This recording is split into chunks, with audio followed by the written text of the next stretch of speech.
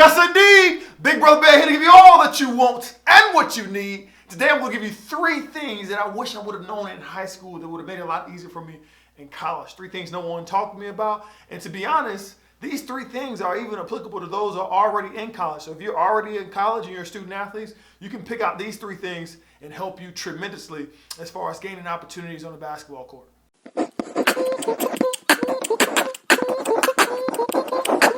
Hoop loud. So if you don't know, I put out information every Monday, Wednesday, and Friday. If it seems like it's not on a Monday, Wednesday, and Friday, I normally post it later that night, so it may be that early next morning. But I put out information trying to help student athletes be more impactful both in and out the basketball court. I do it through a number of ways. Make sure you tune in. Subscribe if you have not done so already. I got 70% of people that watch my videos unsubscribe. So why are y'all not subscribing? Subscribe to the channel. But the first thing I would say that I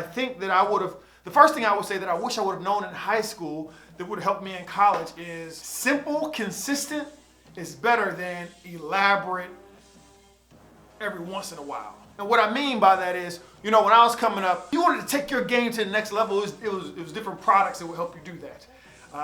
It was jump soles. So that means you see those shoes that have like the platform, the toes on the platform or whatnot, and you walk around almost like you got high heel shoes on. So it help your calf muscles, your quads, your hands. And anybody had these shoes on because these shoes made you more explosive. These shoes helped you with agility. And I even remember they had like little adapter pieces you could put on there that can help you as far as, being more agile. But if you didn't have this stuff, then you weren't getting as good as you're supposed to get.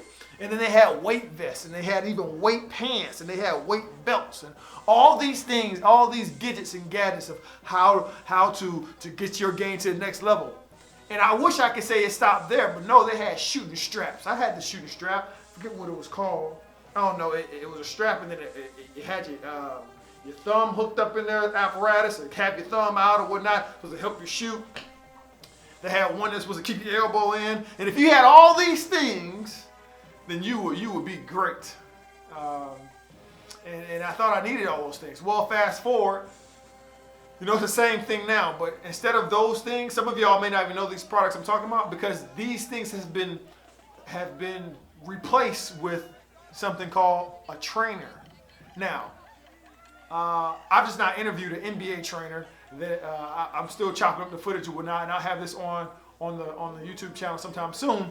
But this is not me trying to bag on any trainers because I've had a conversation with him, and he does phenomenal work, meaningful work as far as players are concerned. But a lot of student athletes in today's day feel like that's the thing they need to have in order to get better. And he said it himself. You should be getting better before you get to a trainer anyway. Trainers are almost like the icing on the cake. They're not the main ingredient, but they're the ingredient that you can get to get you even further maximizing your potential. But I say simple, consistent instead of elaborate every once in a while. Simple meaning doing the simple things that you can do yourself. That doesn't require a trainer. It doesn't require jump soles or strength shoes or weight vests or weight pants or anything like that. It just requires you doing the work.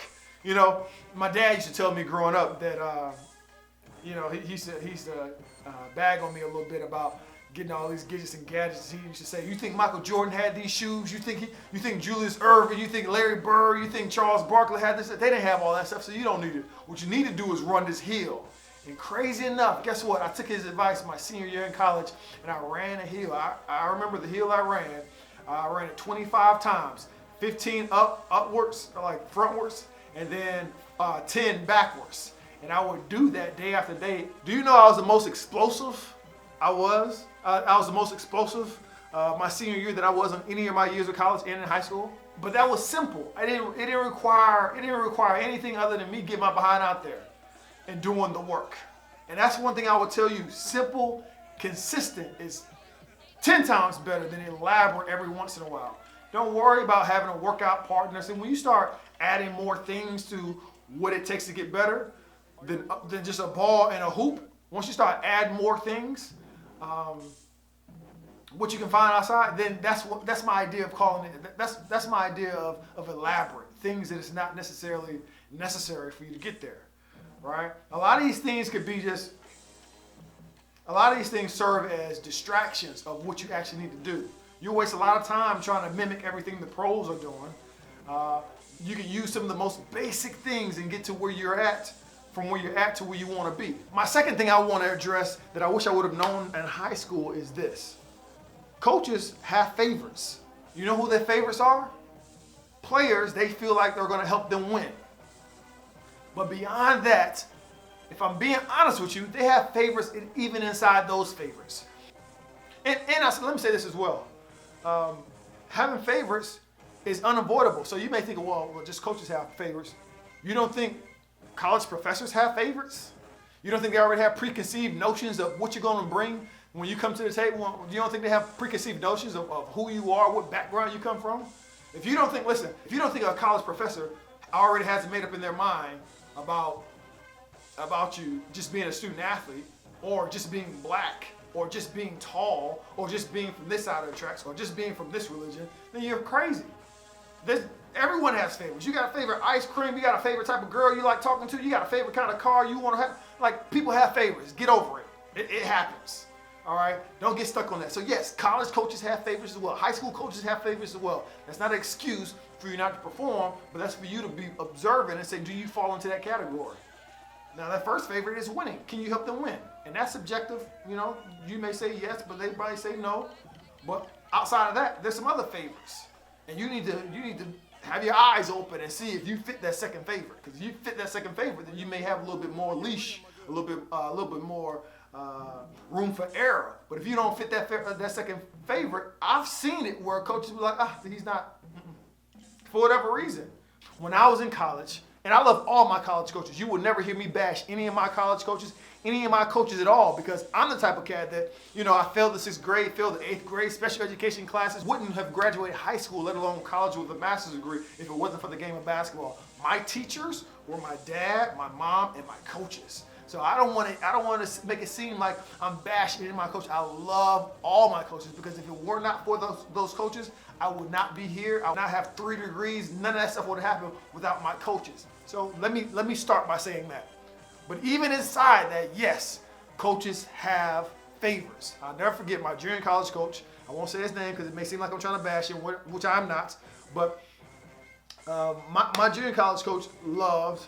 You know what? I'll tell you a story. Before I tell you what kind of coach, what kind of player he loves, I'm gonna tell you a quick story. It was my job to be in front of it was my job to be sitting in the front of the vans when we did these trips in JUCO. Because I was a person that talked a lot. It's kind of funny because I got a YouTube channel, but I was a person that talked a lot, and I could keep my coach awake when he's driving. Because coaches used to drive the vans as well. They used to coach and then drive the vans back. And we have long trips, and my teammates would just climb in the back and just go to sleep and say, Bell, you like talking, go up there and talk to him. So I talked to him about everything. We talk about everything. But one thing stuck out to me. We had a conversation, and he said, Bell, if you give me the option to get a dog at the pet store or a dog from a humane society, I'm going to pick the dog from a humane society because they've gone through more in life. And that's more of the type of person I am. Now, maybe I connected things when it shouldn't have been connected. And I'm no way, shape, form saying that he's calling us dogs or not human. But I am saying this. He took that same approach to the people he recruited. And you may have some coaches like this as well. So what I'm saying is he preferred the guys that have gone through things, or what he thought has gone through things, guys that had checker passes. I promise you, this guy would spend more time chasing these guys, the freaking weed heads that would never go to classes, always drunk, chasing women, right? He would chase those guys into going to class and threatening them, than to really pour his resources into individuals like myself who had it together, was just ready for an opportunity. I feel like those individuals got multiple opportunities over and over again. Those were his favorites. Now I'm not faulting him for that. If you saw that movie, Coach Carter, there's some coaches, there's some situations that coaches like that are needed. So I'm not faulting him for that. I'm inspired by that type of deal, right? Even though I didn't fit that. It's funny because if I would have came a little later, then I may would have fit in that box. You know, after losing both of my parents to cancer, maybe he would have been like, oh, well, I feel like he needs me. Some coaches feel like they just want to feel needed as well. It sounds crazy, but some coaches, not all, some coaches feel like that. They want to cultivate a situation where they can say, well, I helped this person, you know, to have that story to tell. And at that time, when I was in college, I didn't need that, you know. I looked like I was privileged. I had parents that made sure. My dad passed away. I was 19 years old, so that was my red shirt year. But after that, I had a mom that, you know, made sure I had groceries. Like that may not seem like a need for him to come in here and save me, but yeah, he had favors. I say all that to say this: you need to find out. I wish I would have thought about this in high school. You need to find out what coaches favor you as a person, the type of players like. Players that do well in those programs, are they similar players to you? Do they come from similar backgrounds as you? Do they come from same schools as you? Like, these things matter. These things matter, right? And it's no personal bias. It's nothing against the coach. It's nothing against the coach at all, but different personalities interact with people differently.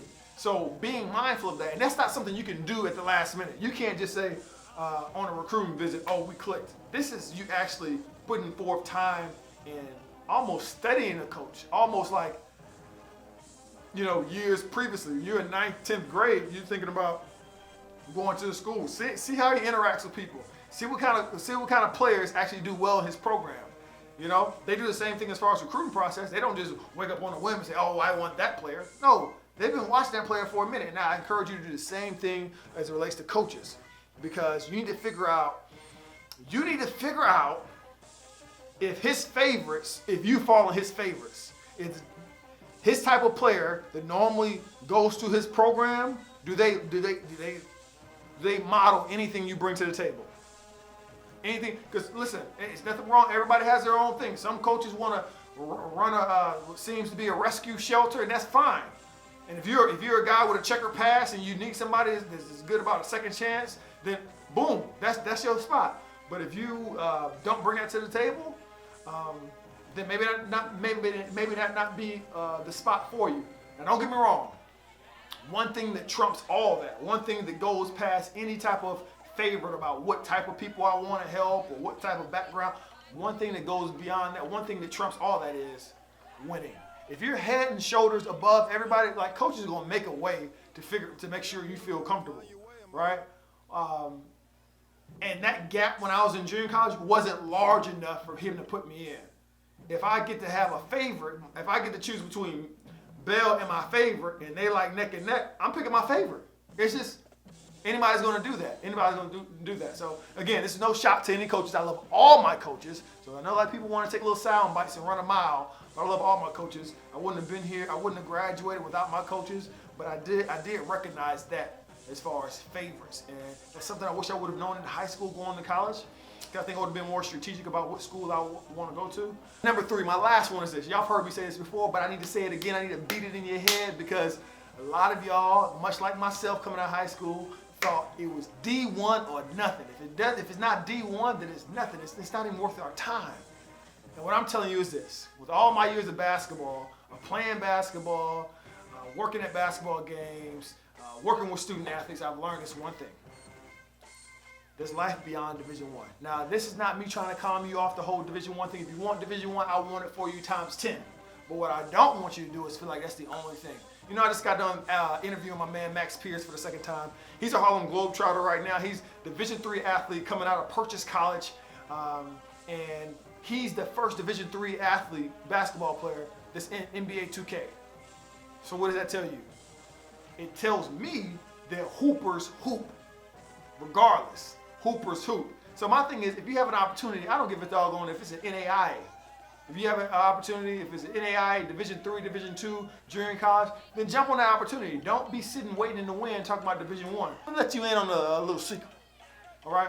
There's some Division I schools that don't have the best facilities. There's some Division I schools that don't have the best crowds. There's some Division I schools that don't have the best resources. All right? These things happen. I've been in Division II schools that have some of the best crowds you've seen. Like I used to play against Harding University. It's in Searcy, Arkansas. This is not an endorsement for that school, because I don't want you to go to their school. I want you to go to my alma mater, all jokes aside. But they have one of the best home court advantages in the country. When they're rocking and rolling, they're rocking and rolling. That's a Division II school, right? I've played against other schools that have some of the best resources as far as gyms and whatnot. Like, there's so many things going on. So I don't want you to choose D1 just because you think it has the best of everything, because it's not the case. There's some Division Is that are scraping the bottom of the barrel as far as finances and things they can do. Pick the school that's best for you, and not necessarily because it's Division I. Pick the school that's best for you. And if you can pick the school that's best for you, then you enjoy your opportunity more, right? And you just got to ask yourself the question. So is it, and this is something that people answer a little differently. Is it better for you to play Division I and maybe not get any playing time, or play at a Division II and never have to sit on the bench because you play so much? And I'm not saying that's the case, but what I am saying is you just have to pick the best fit for you. If the best fit for you is Division I, then have at it. Have at it. But don't feel like a failure just because you don't go Division I. If there's anything I missed on my list, make sure you put it in the comments below. I would love to include it in my next video. I appreciate you for lasting this long, this very long. I really, really appreciate it. I'll be putting up my next video come Wednesday or early Thursday morning, because I'm sure this is going to hit. It's already like 11:45 now, and it's Central Standard Time, so it's actually going to be early Tuesday morning. But I won't go to sleep until I edit this and put this up. So as always, whether it's on the court or off, in the classroom or out, subscribe to this channel and graduate at the top of your class. Hoop Lottie.